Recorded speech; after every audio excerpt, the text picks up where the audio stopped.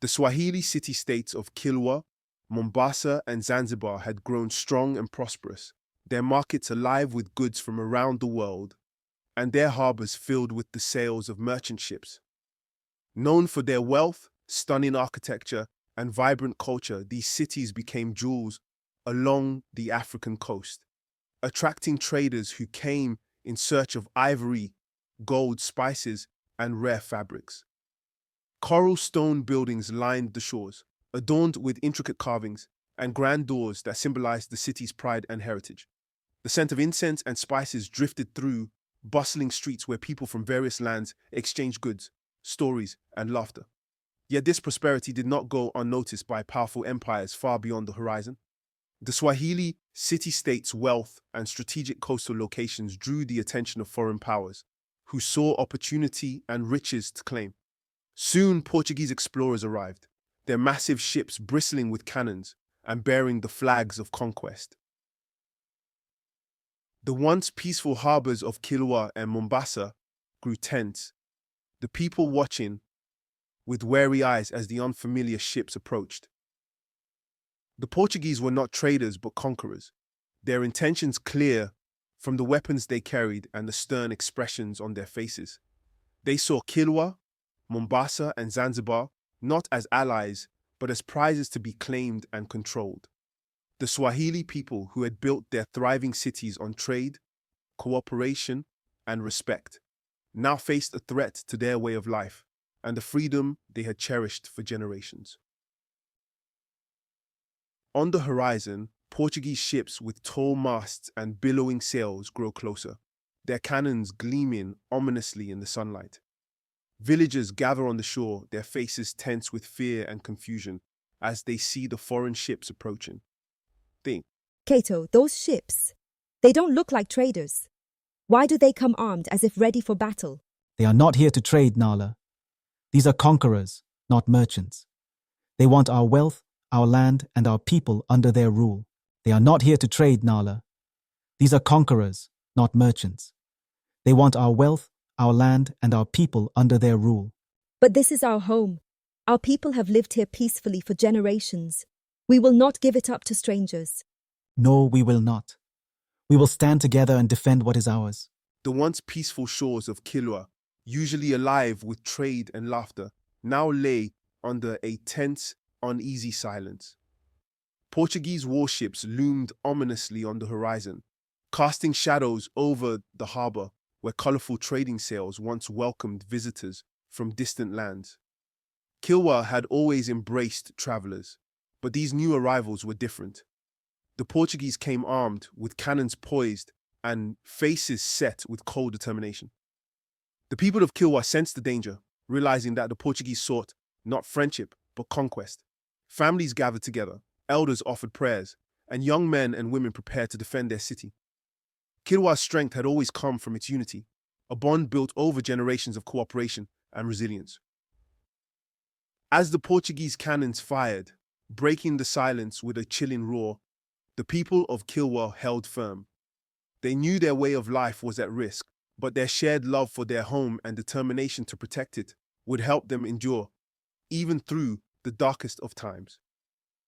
The city is thrown into chaos as cannonballs from the Portuguese ships crash into buildings and market stalls. Fires ignite, smoke fills the air, and villagers run in panic. Cato and a small group of men rally to protect their homes, while Nal hurries to shield the children. Nala, take the children and hide in the storerooms beneath the coral stone warehouse. It's the safest place right now. But Cato, why are they attacking us? We've done nothing to provoke them.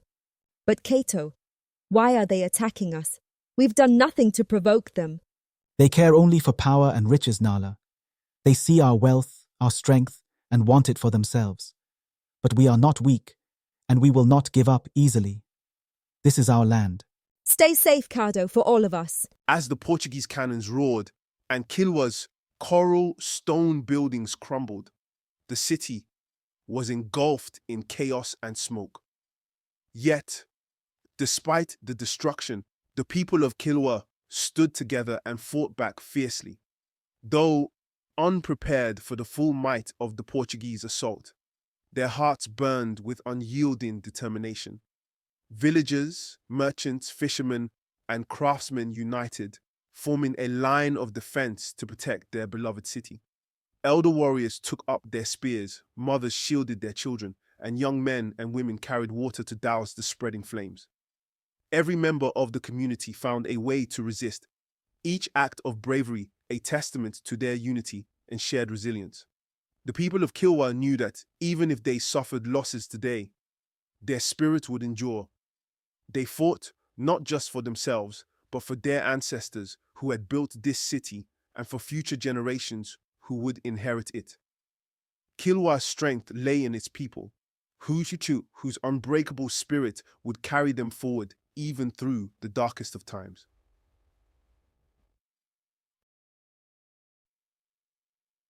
After hours of bombardment, the Portuguese ships finally withdraw, leaving Kilwa scarred and smoldering. The city is quiet now, and villagers emerge cautiously from their hiding places, looking at the damage with a mixture of sorrow and resolve. Our city, they've left it in ruins, but they couldn't destroy our spirit. Kilwa has faced storms before, and we've rebuilt each time stronger than before. The scars will remain, but they will remind us of our strength. We may be small, but our spirit is strong. We will rebuild, not just for ourselves, but for those who came before us and for those who will come after. The devastation in Kilwa was severe, with coral stone buildings reduced to rubble and market stalls lying in ashes. Yet, the Swahili people refused to be broken. Gathering in the midst of destruction, elders, warriors, merchants, and children came together with a shared determination to restore their city. As they lifted broken stones and cleared debris, each act of rebuilding honored the legacy of their ancestors who had faced and overcome challenges before them. While they worked, they shared stories of past hardships, reminding one another of their people's strength and resilience. Every stone they lifted and every wall they rebuilt was a tribute to Kilwa's heritage and a promise to future generations. The Swahili people would not only restore their city but make it stronger, turning devastation into a symbol of their unity and unbreakable spirit, a legacy they were determined to pass down for centuries to come. The entire community comes together to repair the city. Elders, men, women, and children all pitch in, clearing rubble, repairing homes, and restoring the market. Neighbors share food, stories, and encouragement as they work side by side. The devastation in Kilwa was severe, with coral stone buildings reduced to rubble and market stalls lying in ashes. Yet, the Swahili people refused to be broken. Gathering in the midst of destruction, elders, warriors, merchants, and children came together with a shared determination to restore their city.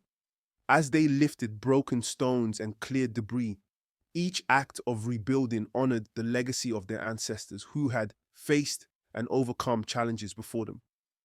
While they worked, they shared stories of past hardships, reminding one another of their people's strength and resilience. Every stone they lifted and every wall they rebuilt was a tribute to Kilwa's heritage and a promise to future generations. The Swahili people would not only restore their city but make it stronger, turning devastation into a symbol of their unity and unbreakable spirit, a legacy they were determined to pass down for centuries to come.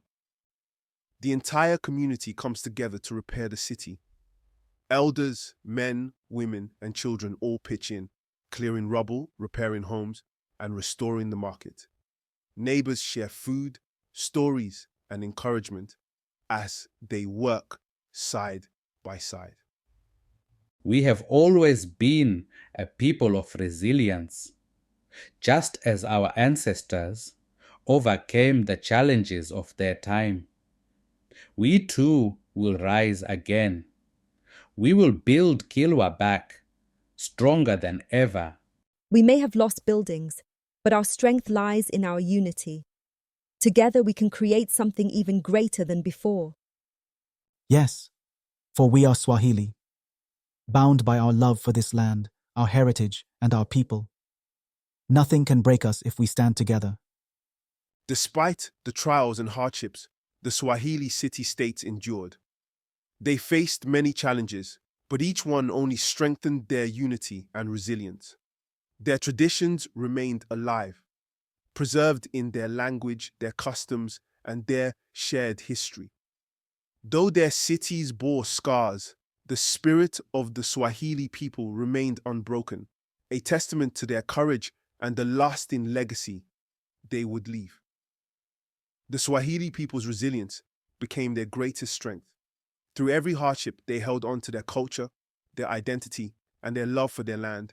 This spirit of unity and resilience became a legacy, one that would inspire generations long after the echoes of battle had faded, leaving a story of strength that still lives on today.